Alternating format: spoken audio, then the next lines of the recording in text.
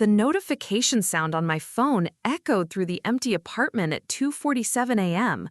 I almost ignored it, another late-night spam probably, but something made me check. What I saw in that message would change everything, not just for me, but for my brother, Marcus, who thought he was so clever stealing my girlfriend behind my back. He had no idea that in exactly 48 hours, one simple text from me would destroy the future he'd been building for 5 years. I'd love to know which quarter of the globe you're watching from. And if this story speaks to you, make sure to subscribe. Tomorrow's video is one you absolutely can't miss. 3 months earlier, I thought I had everything figured out. My name is Dylan Carter, 26 years old, and I was working as a junior software developer at TechFlow Solutions in downtown Seattle. Nothing fancy, but it paid the bills and gave me enough to afford a decent apartment in Capitol Hill. More importantly, it meant I could finally ask Emma Rodriguez, my girlfriend of 2 years, to move in with me. Emma was everything I thought I wanted. Smart, ambitious, working her way up as a marketing coordinator at a boutique firm in Belltown. She had this laugh that could light up a room, and this way of making even mundane Tuesday evenings feel special. We'd met at a coffee shop near Pike Place Market. She was struggling with her laptop, and I offered to help. Classic meet cute, or so I thought. The problem was my family never quite warmed up to her. My parents, Robert and Linda Carter, were old-school traditional. Dad worked construction his whole life, Mom was a school secretary. They lived in the same house in Tacoma where my brother Marcus and I grew up. Simple people with simple expectations. Emma, with her designer handbags and her talk about climbing corporate ladders, made them uncomfortable. But Marcus? Marcus loved her from day one. My older brother was 28, 2 years ahead of me in everything that mattered to our parents. He'd graduated from University of Washington with a business degree while I was still figuring out community college. He landed a management position at Northwest Financial Group straight out of college, while I was bouncing between retail jobs. He bought a house in a nice neighborhood in Redmond while I was still renting. In our family's eyes, Marcus was the success story, and I was still trying to catch up. Marcus had always been charming, in that effortless way that made people gravitate toward him. Tall, confident, with perfectly styled brown hair and a smile that convinced everyone he was their best friend. He could walk into any room and immediately become the center of attention. Growing up, I'd gotten used to being Marcus's little brother instead of just Dylan. The first red flag should have been how interested Marcus became in my relationship with Emma. Every time we visited the family house for Sunday dinners, he'd monopolize the conversation with her, asking about her work, her goals, her plans for the future. He'd compliment her outfit, remember details about things she'd mentioned weeks earlier, offer career advice about networking and professional development. "Your brother is so sweet," Emma would tell me on the drive home. "He really gets the corporate world, you know. The way he talks about strategy and positioning, he could really help me figure out my next move." I should have been proud that my girlfriend and brother got along so well. Instead, something in my gut felt wrong. The way he looked at her when he thought no one was watching, the way he'd text her directly about professional opportunities he'd heard about, the way she'd light up when his name appeared on her phone. But I buried those feelings. Marcus was my brother. Emma was my girlfriend. I was being paranoid and insecure, letting my lifelong feeling of being second best poison something that was probably perfectly innocent. The breaking point came on a Friday evening in late September. Emma and I had plans to go to a new restaurant in Fremont that had just opened. She'd been talking about it for weeks, saying she'd seen it featured in Seattle Met magazine and really wanted to try their fusion menu. I'd made reservations, taken the afternoon off work, even bought a new shirt for the occasion. At 5:30, my phone buzzed with a text from Emma. "Hey babe, something came up at work. Emergency client meeting. Rain check on dinner. Sorry." Disappointed but understanding, I texted back that it was fine, and we'd reschedule. Work emergencies happened, especially in her field where clients can be demanding and unpredictable. I spent the evening playing video games and ordering pizza, figuring Emma was probably stressed and dealing with some marketing crisis. The next morning, I was scrolling through Instagram when I saw it. A photo posted by my brother Marcus at 8:43 p.m. the night before. Him and Emma sitting at a dimly lit table, sharing what looked like an expensive bottle of wine. The caption read, "Great catching up with a friend about career opportunities. #networking, #mentorship." My blood turned to ice. Emma was wearing the dress she'd bought specifically for our dinner, the same dress she'd shown me 3 days earlier, saying she wanted to look perfect for our date night. In the background of Marcus's photo, I could make out the interior of Voltura, one of the most exclusive restaurants in Capitol Hill, the kind of place that requires reservations weeks in advance and costs more than I made in a week. This wasn't a spontaneous networking meeting. This was planned, coordinated. They'd specifically chosen the night Emma and I were supposed to have dinner together. My hands were shaking as I screenshot the photo. Then I opened Emma's Instagram profile. She hadn't posted anything from the evening, but I could see she'd liked Marcus's photo. She'd even left a comment. "Thank you for such valuable advice. You're the best. Presh." The emojis felt like a punch to the stomach. Emma never used emojis like that with me. Her texts to me were straightforward, practical, but her comment on Marcus's photo was flirty, intimate, filled with the kind of energy she used to reserve for our early relationship. I called her immediately. The phone rang 4 times before going to voicemail. Her voice, bright and cheerful, asked me to leave a message, and she'd get back to me soon. I hung up without saying anything. An hour later, she called back. "Hey Dylan, sorry I missed your call. I was in the shower. How was your evening?" "It was fine," I said, trying to keep my voice steady. "How was your emergency client meeting?" There was a pause. Just a fraction of a second, but long enough that I knew she was calculating her response. "Oh, it was intense, really stressful. We were dealing with a campaign crisis until almost midnight. I'm exhausted." She was lying, looking me straight in the eyes, well, through the phone, and lying without hesitation. The same woman who told me honesty was the foundation of any real relationship was fabricating an entire evening to cover up her dinner with my brother. "That's terrible," I said. "I hope everything worked out okay." "Yeah, I think we managed to save the account. Listen, I'm really tired. Can we talk later? Maybe we can have dinner tonight instead." "Sure," I said. "Let's talk later." After I hung up, I sat in my apartment staring at Marcus's Instagram photo for probably 20 minutes, analyzing every detail. The way Emma was leaning slightly toward him across the table. The way he was looking at her, not like a mentor or a friend, but like someone who was completely captivated. The intimacy of the lighting, the wine, the obvious chemistry between them. This wasn't the first time. I was suddenly certain of that. This was just the first time they'd been careless enough to leave evidence. I started thinking back over the past few months. All the times Emma had work events or client emergencies that meant she couldn't see me. All the times Marcus had been mysteriously busy when I tried to make plans with him.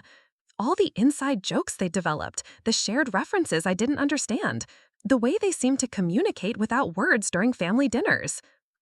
My phone buzzed with a text from Marcus. Hey bro, wanna grab lunch tomorrow? It's been too long since we hung out, just the two of us. The casualness of it made me sick. He was sitting there, probably still tasting the wine he'd shared with my girlfriend, texting me like nothing had happened, like he hadn't just spent the evening that was supposed to be mine with the woman I loved, like he wasn't actively destroying the most important relationship in my life while pretending to be my supportive older brother. I wanted to call him immediately, confront him, demand answers, force him to admit what was happening. But something stopped me. Maybe it was the years of coming in second, of watching Marcus effortlessly excel at everything I struggled with.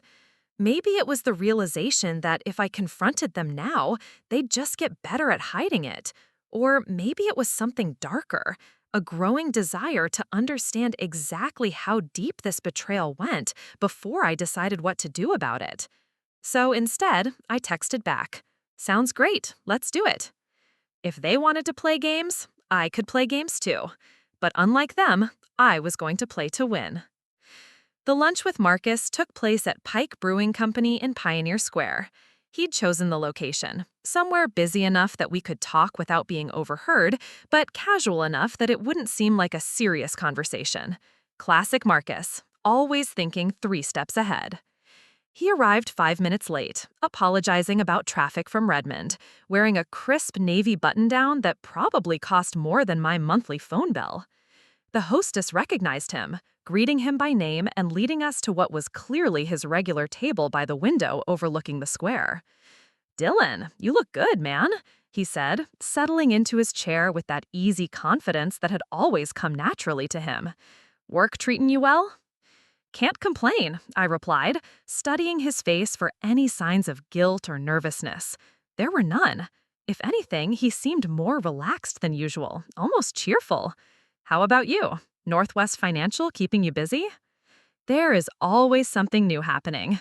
Actually, we just landed this massive client, Pinnacle Development Group.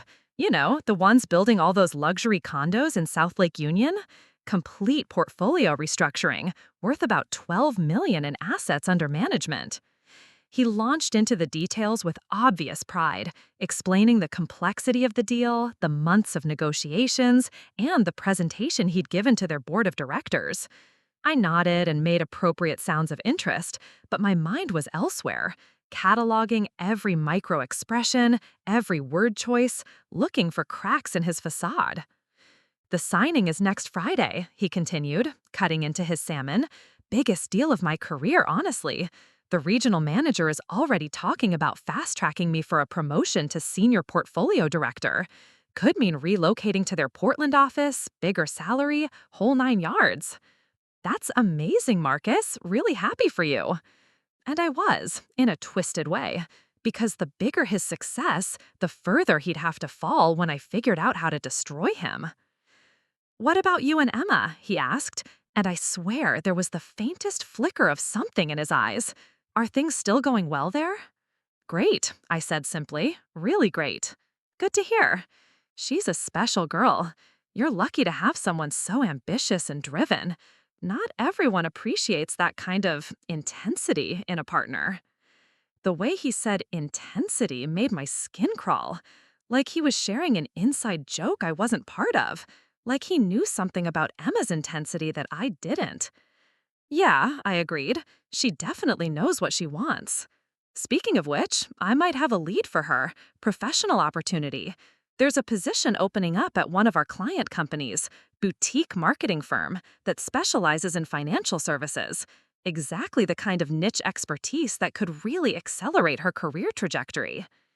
He was doing it again, inserting himself into my relationship under the guise of being helpful, offering Emma exactly the kind of opportunity she'd been talking about for months, creating another reason for them to meet, to text, to spend time together discussing her future. "That's really thoughtful of you," I said. "I'll mention it to her." "Actually, I was thinking I could tell her about it directly, maybe over coffee this week. That way, I can give her the full details and introduce her to the right people. Strike while the iron's hot, you know?" There it was, the request for another secret meeting, wrapped in brotherly concern for my girlfriend's career development. He was so smooth about it, so casual, that if I hadn't already seen the Instagram photo, I might have actually thanked him. "Sure," I said. "I'm sure she'd appreciate that." A lot of love and effort went into bringing this story to life. If you're enjoying it, we'd be so grateful if you'd subscribe to our channel. Now, back to where we left off. After lunch, I walked back to my apartment with a clarity I hadn't felt in months. Marcus wasn't just stealing my girlfriend, he was systematically replacing me in her life. Every career opportunity, every networking connection, every piece of advice about her future was coming from him, not me. He was positioning himself as the person who could give Emma everything she wanted, while making me look like the supportive but ultimately limited boyfriend who was holding her back. It was brilliant, actually, and it was working. That evening, I started my real investigation. I created a fake Instagram account using the name Jake Morrison, complete with a generic profile photo I'd pulled from a stock photography site, the kind of bland, attractive guy who might work in marketing or sales. I followed several Seattle-based accounts, liked some posts about local restaurants and hiking trails, and built enough of a presence to look legitimate. Then I started following Emma and Marcus's social media activity with forensic precision. Emma had 3 Instagram accounts, her main personal one, a professional account she used for work networking, and a private story account that she only shared with close friends. I could only access the first 2, but they told me plenty. Her posting patterns had shifted dramatically over the past 3 months. Less photos of us together, more shots of coffee shops and restaurants I'd never been to. Her captions had become more aspirational, focused on career goals and personal growth rather than relationship milestones. Marcus was more revealing than I'd expected. His main account was carefully curated professional content, but he also had a secondary account under the handle @MarcusAdventures that was supposedly about his hiking and outdoor photography hobby. Emma followed that account. More importantly, she appeared in several photos, always as part of a larger group, always with innocent captions about weekend adventures with friends, but the pattern was unmistakable. They'd been to Snoqualmie Falls together, Mount Pilchuck, Deception Pass, all places Emma had told me she wanted to visit, places I'd promised to take her someday when we both had more free time. Except she'd already been there, with my brother. I cross-referenced the dates of these hiking trips with my own calendar and text history with Emma. Every single one corresponded to a day when she'd told me she was busy with work events, family obligations, or girls' nights that I couldn't join.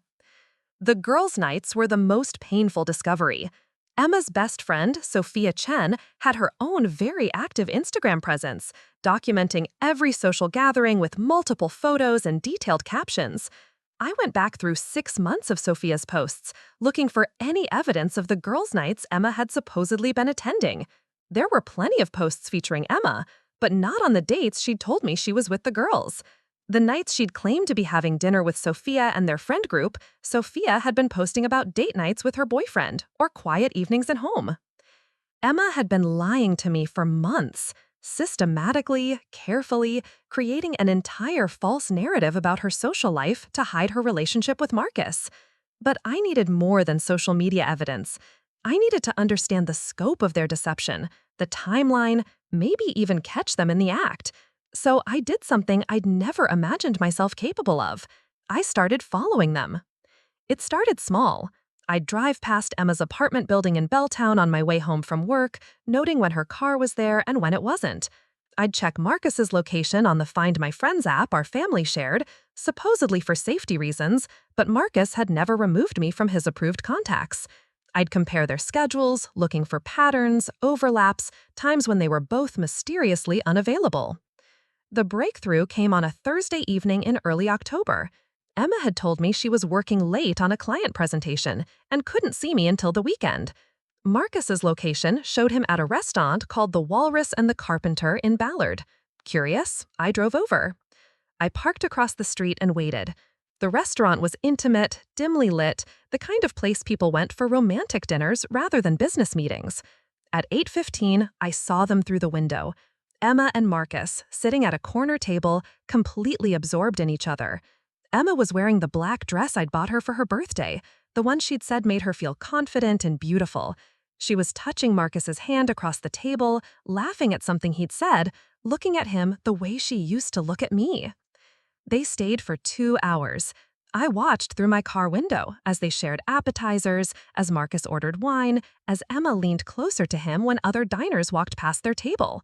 I watched my brother pay the check with his credit card, watched Emma touch his arm in thanks, watched them walk out together with an intimacy that left no doubt about the nature of their relationship. They didn't see me. They were too caught up in each other, too confident in their deception to notice the ordinary sedan parked across the street with someone inside who was methodically documenting their betrayal. But I saw everything. And more importantly, I photographed everything. As I drove home that night, I felt something shift inside me. The hurt was still there, the anger was still burning, but underneath it all was something colder and more focused.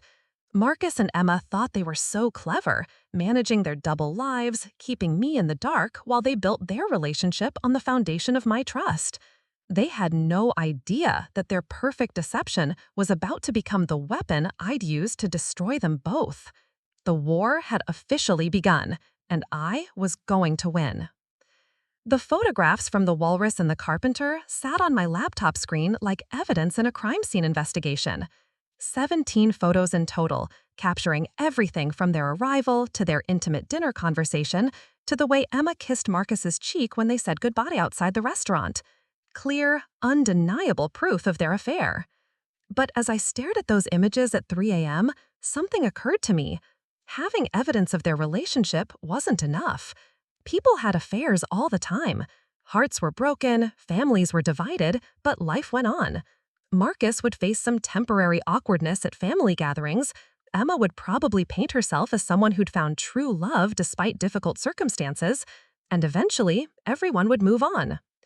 That wasn't justice. That was just an embarrassment. No, if I was going to destroy my brother, I needed to understand him completely. His weaknesses, his secrets, his vulnerabilities. And I needed to find something that would hurt him the way he'd hurt me. Not just emotionally, but in the place he valued most, his perfect professional reputation. The next morning, I called in sick to work and spent the day doing something I should have done years ago, really investigating who my brother had become. Not the golden child version our parents saw, not the successful businessman he presented to the world, but the real Marcus Carter.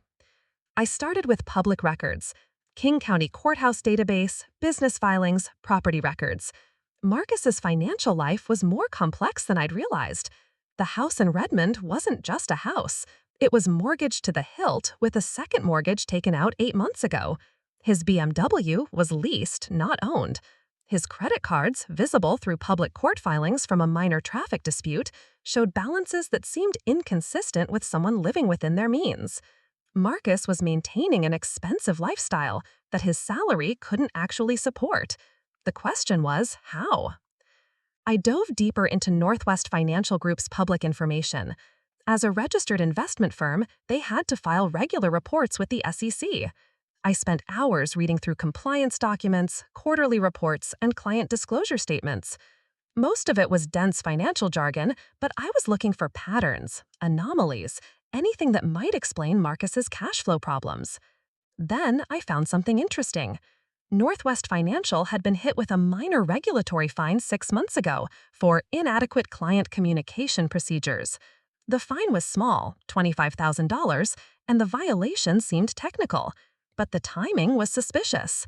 6 months ago was exactly when Marcus had started acting strangely, when he'd begun taking a sudden interest in Emma, when his social media presence had become more carefully curated.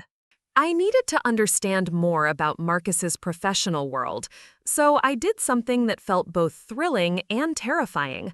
I applied for a job at Northwest Financial Group. It was a long shot, but they had an opening for a junior IT support specialist. My software development background was overqualified for the position, but I crafted a story about wanting to transition into financial services and being willing to start at an entry level to learn the industry. I emphasized my technical skills and my ability to troubleshoot complex systems, exactly the kind of person a growing financial firm would need. The interview was scheduled for the following Tuesday. 3 days to prepare, to research the company thoroughly, to create a professional persona that would get me inside Marcus's workplace without him knowing. But while I was planning my infiltration, I realized I'd been overlooking the most obvious source of information about Marcus, our shared family computer network. When Marcus and I were teenagers, our father had set up a family cloud storage system to share photos and documents between our devices. It was a simple setup using Google Drive, but we'd all been lazy about security over the years. Old passwords, automatic syncing, shared folders that nobody had bothered to organize or restrict access to. I spent Tuesday evening going through every file Marcus had ever uploaded to the family cloud. Most of it was innocent, old college papers, vacation photos, tax documents. But buried in a folder labeled Work Backup was a treasure trove of professional documents that Marcus had apparently been saving as personal insurance. email screenshots, client communication records, internal memos about compliance issues, meeting notes that revealed far more about Northwest Financial's internal operations than any employee should have been documenting. And then I found the smoking gun. Hidden in a subfolder labeled Personal Finance, there was a spreadsheet titled Client Gifts Tracker. At first glance, it looked like a normal record of business entertainment expenses. Dinners with clients, tickets to Seahawks games, golf outings, wine gifts during the holidays. But when I studied the details more carefully, the pattern became clear. Marcus wasn't just entertaining clients, he was accepting gifts from them. Expensive gifts. A weekend at a luxury resort in Whistler, courtesy of the Peterson Family Trust, a $5,000 watch from Meridian Holdings, box seats for a Mariners playoff game, valued at $2,500 from Cascade Investment Group. These weren't normal business courtesies, they were kickbacks, and Marcus was documenting everything, probably as protection in case the gifts were ever discovered by his employer. What made it even more damaging was that I recognized several of the client names from Northwest Financial's public filings. These were major accounts, people whose portfolios represented millions of dollars in assets under management. If Marcus was accepting personal gifts from clients whose investments he was supposed to be managing objectively, he was violating every ethics rule in the financial services industry. But the most interesting discovery was what wasn't in the spreadsheet.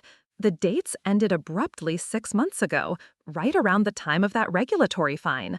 Marcus had stopped documenting the gifts, which suggested he'd either stopped accepting them or had gotten much more careful about covering his tracks. My phone buzzed with a text from Emma. "Hey babe, working late again tonight. This client campaign is killing me. Probably won't be free until the weekend. Miss you, heart." I looked at the timestamp, 7:43 p.m. Then I checked Marcus's location on Find My Friends. He was at Alturab again, the same expensive restaurant where they'd had their first documented date. They were becoming careless, falling into routines.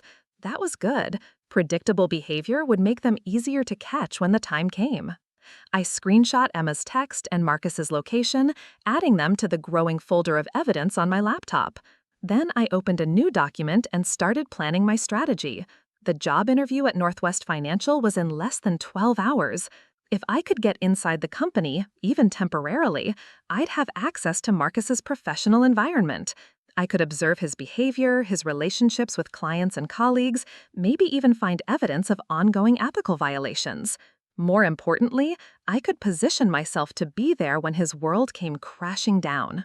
I spent the rest of the evening preparing for the interview, researching the company's recent performance, memorizing the names and backgrounds of key personnel, crafting responses that would make me seem like the perfect candidate for someone who wanted to fly under the radar while gathering intelligence. The irony wasn't lost on me. Marcus had spent months infiltrating my relationship, using his charm and professional connections to steal Emma away from me. Now, I was going to infiltrate his workplace, using my technical skills and his own documented mistakes to steal his future away from him. But there was one more piece of the puzzle I needed to understand: Emma's role in all of this. Was she an innocent victim of Marcus's manipulation, someone who'd genuinely fallen for his charm and professional success? Or was she an active participant in the deception, someone who calculated that my brother offered her better opportunities than I could? The answer would determine how far I was willing to go with my revenge. Because if Emma was just a victim of Marcus's manipulation, I might be willing to spare her the worst of what was coming. But if she was a willing participant in destroying my life, well, then she deserved everything she was about to get. I closed my laptop and set my alarm for 6 a.m. Tomorrow, I'd begin the final phase of my investigation. And depending on what I found inside Northwest Financial Group, I'd decide whether my brother's downfall would be swift and surgical or slow and devastating. Either way, the countdown to his destruction had officially begun. The Northwest Financial Group offices occupied 3 floors of a glass tower in downtown Seattle's financial district. Walking through the marble lobby at 8:45 a.m., wearing my best suit and carrying a leather portfolio I'd bought specifically for this interview, I felt like a spy entering enemy territory. The receptionist, a woman in her 50s with perfectly styled silver hair, directed me to the 15th floor. As the elevator rose, I ran through my cover story one more time. Dylan Mitchell. I'd changed my last name slightly to avoid any immediate connection to Marcus. Recent graduate of a coding boot camp, looking to transition into financial technology. Eager to learn, willing to start at the bottom, technically skilled but professionally naive.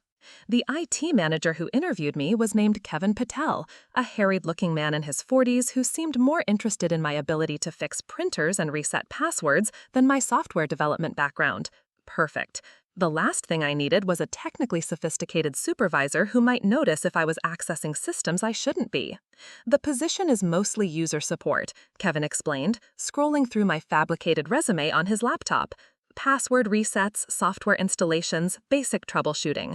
We've been growing fast, and our senior IT staff is overwhelmed with infrastructure projects. We need someone who can handle the day-to-day stuff so they can focus on bigger initiatives. That sounds ideal, I replied.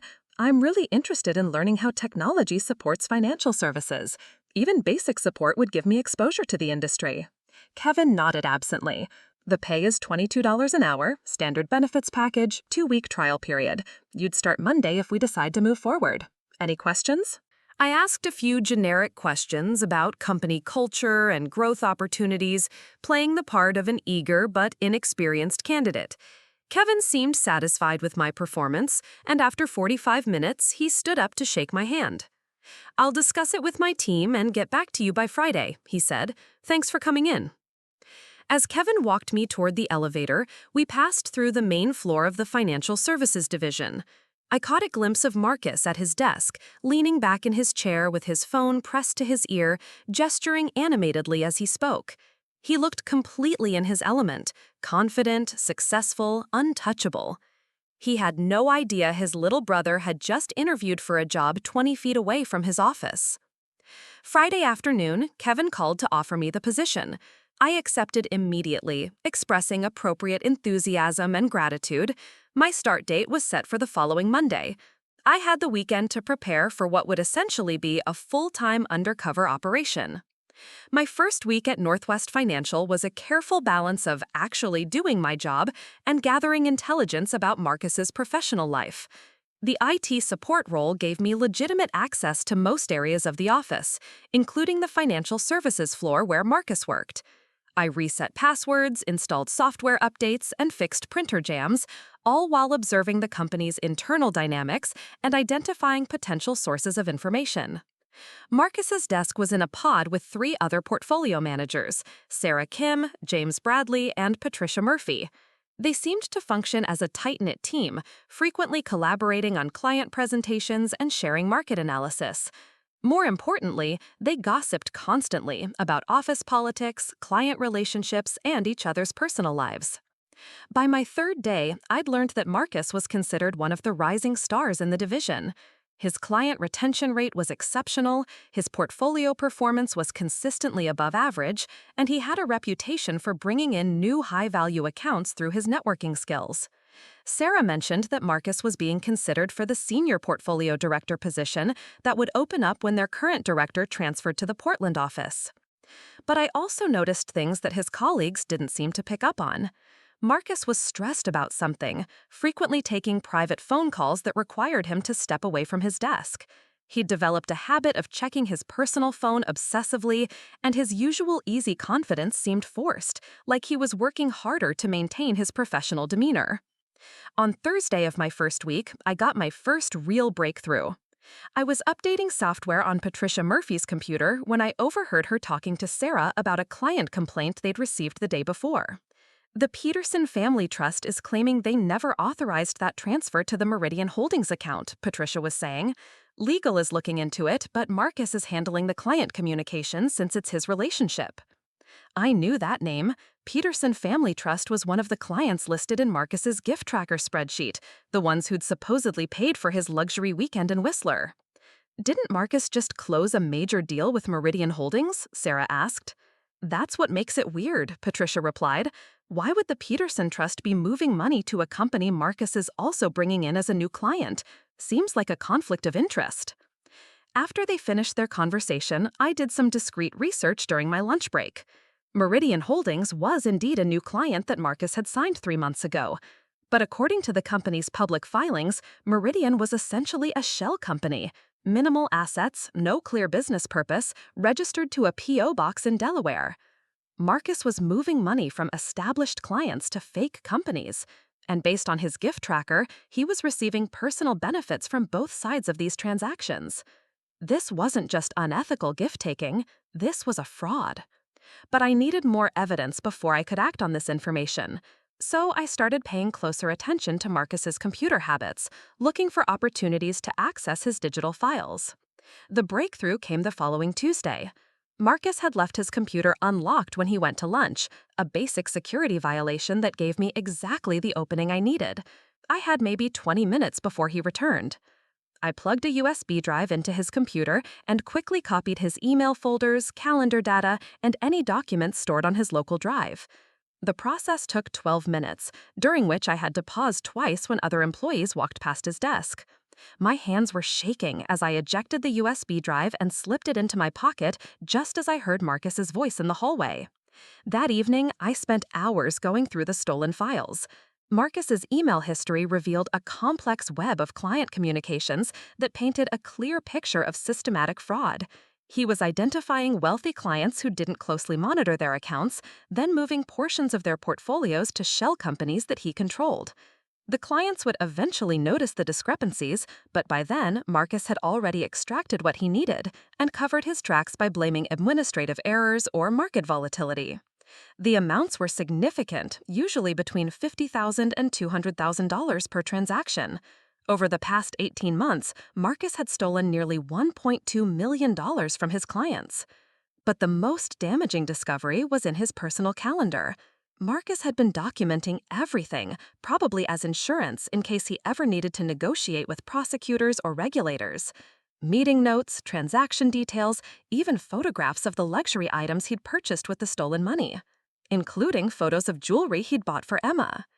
The necklace Emma had been wearing at our last dinner together, the one she'd claimed was a gift from her grandmother, had actually been purchased by Marcus using money stolen from the retirement account of an elderly widow named Margaret Chen.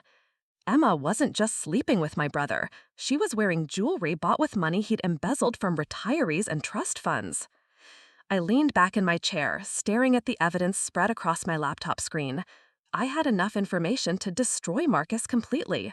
Criminal charges, civil liability, professional disgrace, financial ruin. He'd lose his job, his house, his reputation, probably his freedom. But something held me back from immediately calling the authorities. Maybe it was the realization that once I pulled this trigger, there would be no going back. Marcus's life would be over, and despite everything he'd done to me, he was still my brother. Or maybe it was something more strategic. Marcus and Emma thought they were building their future together on the foundation of my destroyed relationship and his professional success. If I was going to take that future away from them, I wanted them to understand exactly what they were losing and why. I wanted them to have something worth losing before I took it all away. My phone buzzed with a text from Emma. "Hey babe, now we haven't spent much time together lately. Want to have dinner Friday? I miss you." I stared at the message for a long time. Emma, who was wearing stolen jewelry while texting me about missing our relationship. Emma, who was planning her future with my brother while pretending to love me. I typed back, "Sounds perfect. Let's go somewhere special." Because I'd decided that dinner would be the perfect time to let Emma know that her boyfriend's little brother had just discovered enough evidence to send her sugar daddy to federal prison. The only question now was whether I'd give her a chance to walk away before I destroyed them both. I chose Canlis for our dinner. If Emma wanted somewhere special, I'd give her the most expensive restaurant in Seattle, the kind of place where a single meal cost more than most people's weekly grocery budget. The irony wasn't lost on me. Marcus had been stealing from retirees to fund his lifestyle, and now I was going to spend my own honest money to give Emma one last taste of the luxury she'd been enjoying at other people's expense. The reservation took some effort. Canlis was booked solid for the next 6 weeks, but I called in a favor from a college friend who worked in their marketing department. I explained that I was planning to propose to my girlfriend and needed a perfect evening. He managed to find me a table for Friday at 8 p.m. I wasn't planning to propose, of course, but I was planning to end something which felt like the same kind of life-changing moment. Emma arrived at the restaurant looking stunning in a navy blue dress I'd never seen before. Her hair was styled in soft waves, and she was wearing the necklace, Margaret Chen's stolen necklace, that caught the light from the restaurant's chandeliers like a beacon of guilt. "Dylan, this place is incredible," she said, settling into her chair and looking around at the panoramic view of Lake Union. "How did you manage to get a reservation here?" "I have my ways," I replied, studying her face for any signs of guilt or nervousness. She looked genuinely happy to be there, excited about the evening, completely unaware that I knew everything about her double life. We ordered wine, a bottle of Chateauneuf-du-Pape that cost $180, which I paid for without flinching. If this was going to be our last dinner together, I wanted it to be memorable for all the wrong reasons. "You seem different lately," Emma said, reaching across the table to touch my hand. "More confident, I guess. More assertive. I like it." "I've been learning a lot about myself recently," I said, "about what I'm capable of when I really focus on something." "That's wonderful. I've always thought you had so much potential, Dylan. You just needed to find the right motivation to push yourself." The casualness of her condescension was breathtaking.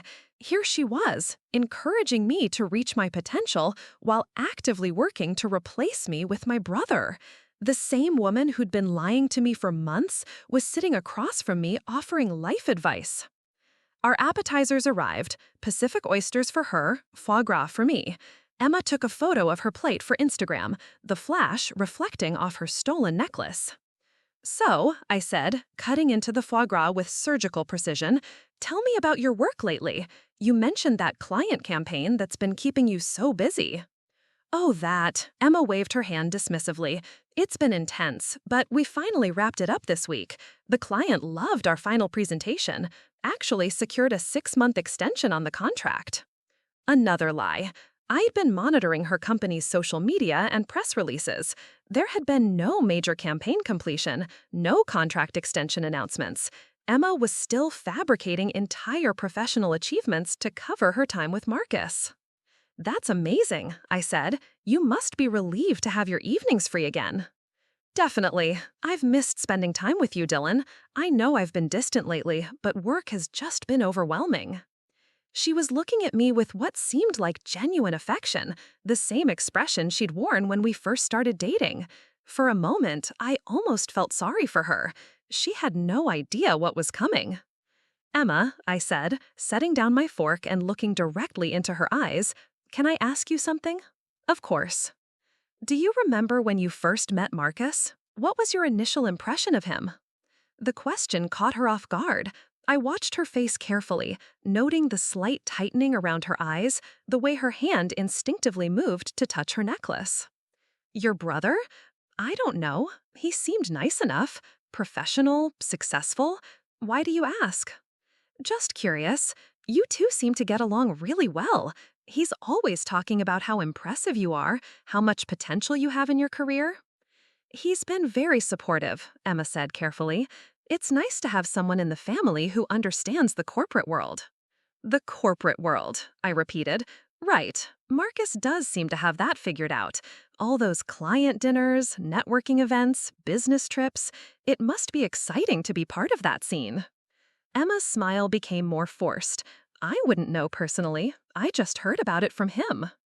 "Of course," I said, "though I have to say, that necklace you're wearing is absolutely beautiful. Family heirloom?" Emma's hand flew to her throat, fingering the stolen jewelry. "Yes, it was my grandmother's. I don't wear it often, but tonight felt special." "It's gorgeous. Looks expensive. Your grandmother had excellent taste." "She did," Emma agreed, but her voice had gotten quieter. I leaned back in my chair, watching Emma squirm under the weight of her lies. The main course arrived, lamb for both of us, and we ate in relative silence for several minutes. The tension at our table was becoming palpable, though Emma probably thought I was just being moody. Finally, I decided it was time. "Emma," I said, pulling out my phone, "I need to show you something."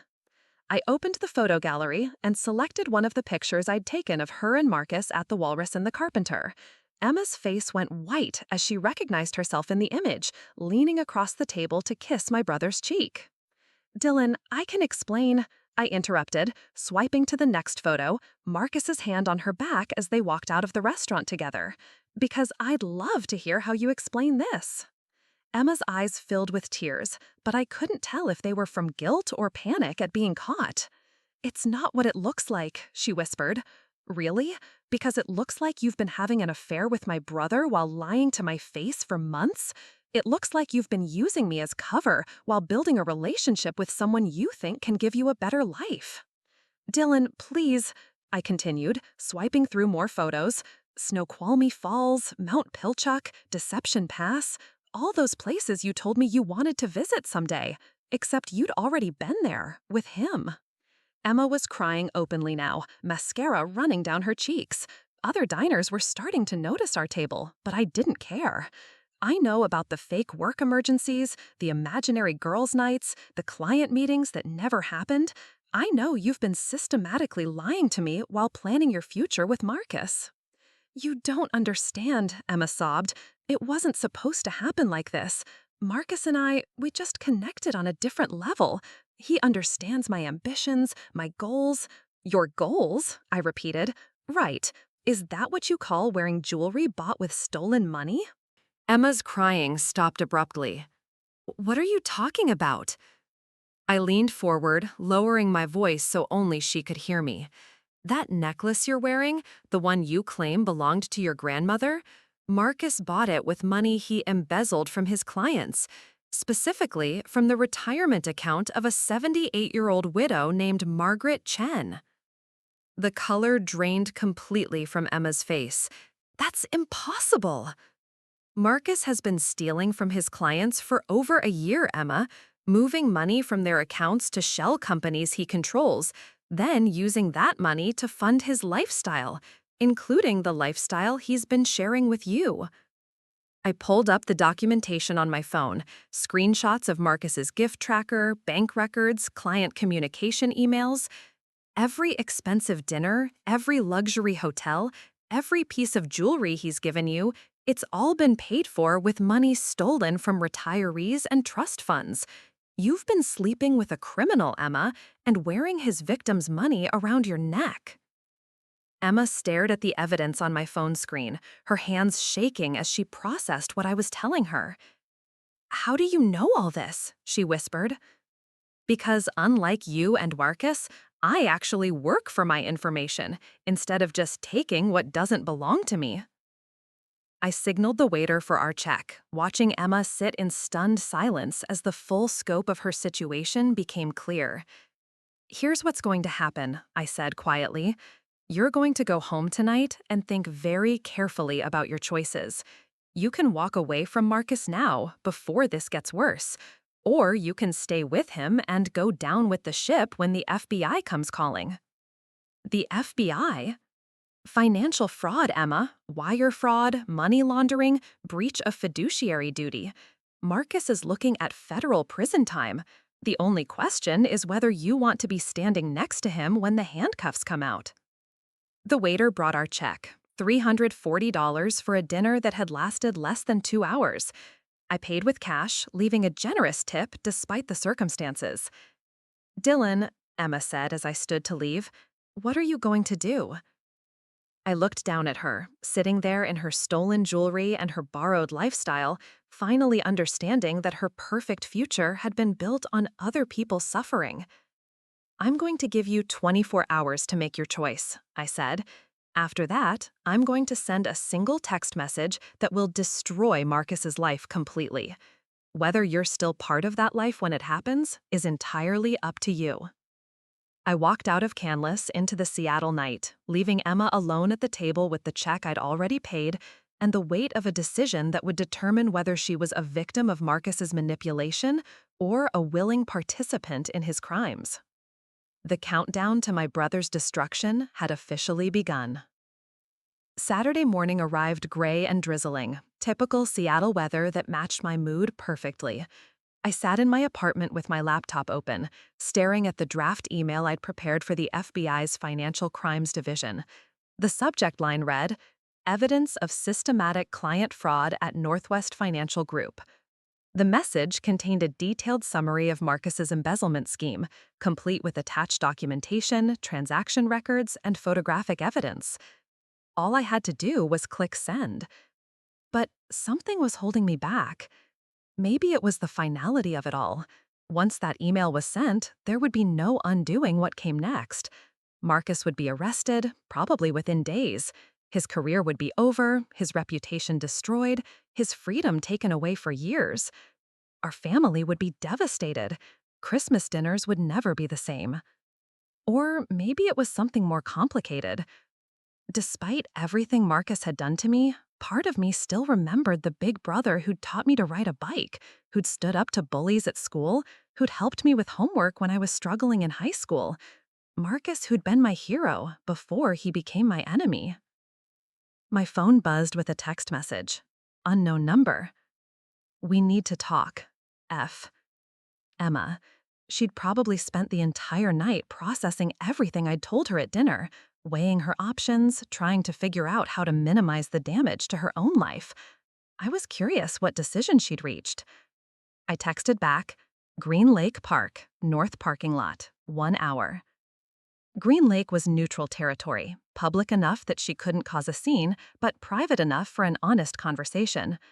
I arrived early and chose a bench overlooking the water, watching joggers and dog walkers go about their Saturday morning routines, completely unaware that someone nearby was contemplating whether to destroy another person's life. Emma arrived exactly on time, wearing jeans and a University of Washington sweatshirt, casual clothes that made her look younger and more vulnerable than the polished professional I was used to seeing. She'd been crying, her eyes were red and puffy, and she kept fidgeting with her phone as she sat down beside me. I didn't sleep at all last night, she said without preamble. I kept thinking about what you told me, about Marcus and the money and… She stopped, unable to finish the sentence. And you wanted to know if I was bluffing? I said. Are you? I pulled out my phone and showed her the draft email to the FBI. Emma read the subject line and the first few paragraphs, her face growing paler with each word. This is really happening, she whispered. It's really happening, I confirmed. The only question is what happens to you? Emma was quiet for several minutes, watching a family of ducks paddle across the lake. When she finally spoke, her voice was barely audible. I need you to understand something, Dylan. What happened between Marcus and me, it wasn't planned. It wasn't some calculated scheme to hurt you. Then explain it to me. Emma took a shaky breath. It started at that first family dinner when you brought me to meet your parents. Marcus was asking about my career, my goals, and he seemed genuinely interested in helping me succeed. Not romantically, just professionally. He offered to introduce me to people, give me advice about navigating corporate politics. When did that change? Gradually. We started meeting for coffee to discuss opportunities, and those meetings turned into longer conversations about life, ambitions, the future we both wanted. Marcus understood things about my career that you… She stopped herself. That I what? That you didn't, she finished quietly. I know that sounds terrible, and I know it doesn't excuse what I did, but Marcus saw potential in me that felt real, concrete. He had connections, influence, and the ability to actually help me achieve my goals. So you decided I wasn't good enough anymore. It wasn't that simple. Emma's voice rose. Then she caught herself and lowered it again. I loved you, Dylan. I still love you. But Marcus offered me a future that felt bigger, more exciting. He made me feel like I could become someone important instead of just settling for a software developer who shops at Target and drives a Honda Civic. Emma's silence was answered enough. When did the affair actually start? I asked. 2 months ago, after that hiking trip to Snoqualmie Falls. We'd been getting closer for weeks, and that day we finally… She stopped, shaking her head. I know what you're thinking, that I'm just another shallow woman who chose money over love. But it wasn't about money, Dylan. It was about feeling like I mattered, like my dreams were valid and achievable. With money stolen from retirees. I didn't know about that. Emma turned to face me directly. I swear to you, Dylan, I had no idea Marcus was doing anything illegal. The gifts, the nice dinners, the jewelry, I thought it was just his lifestyle. Successful people spend money on nice things. I never questioned where it came from. I studied her face, looking for signs of deception. She seemed genuinely horrified by the revelation about Marcus's crimes. But that didn't absolve her of the betrayal. What did Marcus tell you about me? I asked. When you were planning your future together, how did he suggest handling the inconvenient details of your current boyfriend? Emma's hands twisted in her lap. He said you'd eventually figure out that we weren't compatible long-term, that you'd realize I needed someone who could match my ambition, and you'd let me go without a fight. He was going to let me break up with you so he could swoop in as the supportive shoulder to cry on. Something like that, yes. The casual cruelty of it was breathtaking. Marcus had been planning to manipulate the situation so that I would voluntarily give up the woman I loved, believing it was my own inadequacy that drove her away. He would have let me spend years thinking I wasn't good enough, while he played the role of the understanding brother who helped me through my heartbreak. And you were okay with that plan? I thought it would be easier for everyone, Emma said miserably. Less painful than the truth. The truth being that you chose my brother over me? Yes. At least she was being honest now. I had to give her credit for that. So, what's your decision, Emma? Are you going to stand by Marcus when the FBI comes calling? Or are you going to cut your losses and walk away? Emma stared out at the lake for a long time before answering. If I stay with Marcus, what happens to me when he's arrested? Depends how involved you were in the fraud. If you can prove you didn't know about the embezzlement, you'll probably be okay legally. But your reputation will be destroyed. Dating a criminal doesn't look good on anyone's resume. And if I leave him, you go back to your life as it was before you met him. Same job, same apartment, same friends. Except now you know what it feels like to want something more. Emma closed her eyes. There's no good choice here, is there? No, I said. There isn't. Welcome to the consequences of your actions. We sat in silence for several more minutes. Finally, Emma stood up and looked down at me with an expression I couldn't quite read. I'm going to call Marcus tonight and end it. I'm not going to prison for him, and I'm not going to let his crimes destroy my life. What about us? Emma's smile was sad and resigned. There is no us anymore, Dylan. You know that. Even if Marcus disappeared tomorrow, even if none of this had happened, you'll never trust me again. And honestly, I'll never be able to look at you without remembering that I chose someone else. She was right, of course. The betrayal had poisoned everything between us, even if she walked away from Marcus right now. For what it's worth, Emma added, I'm sorry. Not just for getting caught, but for hurting someone who deserved better. You didn't deserve any of this. After Emma left, I sat by the lake for another hour, watching the ducks and thinking about justice versus revenge. Emma had made her choice. She was going to abandon Marcus to save herself, which meant, when I sent that email to the FBI, Marcus would face the consequences alone. Somehow, that felt exactly right. I pulled out my phone and opened the draft email one more time. My finger hovered over the send button as I thought about my brother, probably spending his Saturday morning planning his future with Emma, completely unaware that both his girlfriend and his freedom were about to disappear. The single text that would destroy his life was ready to send. All I had to do was decide when. Monday morning at Northwest Financial Group felt different. The air seemed charged with possibility, like the moment before a thunderstorm breaks. I went through my normal IT support routine, password resets, printer maintenance, software updates, while watching Marcus at his desk, completely absorbed in preparing for the biggest presentation of his career. The Pinnacle Development Group signing was scheduled for 2 p.m. Marcus had been working on this deal for 8 months, and it represented everything he'd been building toward. A $12 million account that would secure his promotion to senior portfolio director and his transfer to the Portland office. His new life with Emma was supposed to start with this moment of professional triumph. Except Emma had called him Sunday night to end their relationship. I knew because I'd been monitoring Marcus's emotional state all morning, watching him struggle to maintain his professional composure while processing the sudden collapse of his personal life.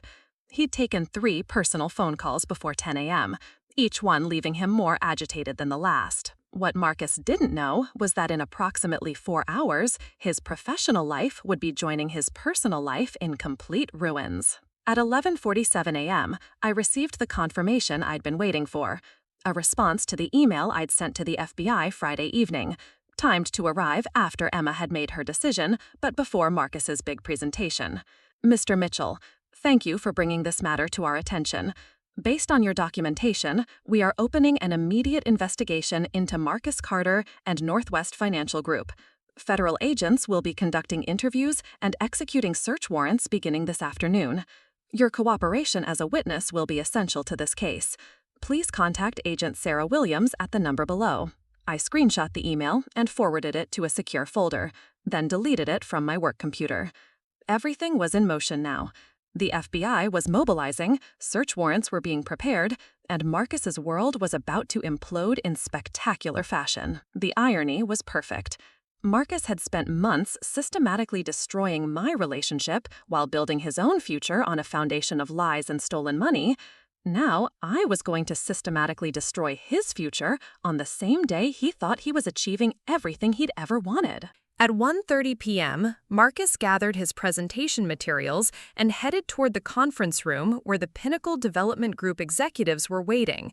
He looked confident despite his personal turmoil, every inch the successful portfolio manager who was about to close the deal of his career. I gave him a 15-minute head start, then made my way to the 15th floor break room, which had a perfect view of the building's main entrance through its floor-to-ceiling windows. At exactly 1:47 p.m., I saw what I'd been waiting for. 3 black SUVs pulled up to the curb outside Northwest Financial Group's building. Federal agents in dark suits emerged from the vehicles, moving with the purposeful efficiency of people executing a carefully planned operation. I counted 12 agents total, plus what looked like digital forensic specialists carrying equipment cases. Agent Sarah Williams, I recognized her from the FBI website photo, led the group into the building's marble lobby. Within minutes, they'd be speaking with building security, presenting their search warrants, and taking control of the Northwest financial offices. Marcus had no idea that his entire world was about to collapse in the middle of his career-defining presentation. I pulled out my personal phone and opened a new text message. The recipient was Marcus's cell phone number. The message was simple, just 4 words. Check the news. Dylan. I hit send at exactly 1:52 p.m. Then I walked calmly to the emergency stairwell and made my way down to the lobby, timing my arrival to coincide with the FBI's entry into the building. I wanted to witness Marcus's moment of realization firsthand. The building's security guard was clearly overwhelmed as Agent Williams presented her credentials and search warrant. Within minutes, the lobby was swarming with federal agents, and building management was frantically trying to understand what was happening. I positioned myself near the elevator bank where I could observe without being noticed. At 1:58 p.m., the elevator doors opened and Marcus stepped out, his face pale and confused. He was still wearing his presentation clothes, the navy suit he'd chosen for his big moment, but his confident demeanor had completely evaporated. He'd obviously seen my text and come downstairs to investigate. What he found was his worst nightmare made real. Agent Williams approached Marcus directly. Marcus Carter? Yes. I'm Agent Sarah Williams, FBI Financial Crimes Division. You're under arrest for wire fraud, money laundering, and breach of fiduciary duty. The words echoed through the marble lobby like gunshots.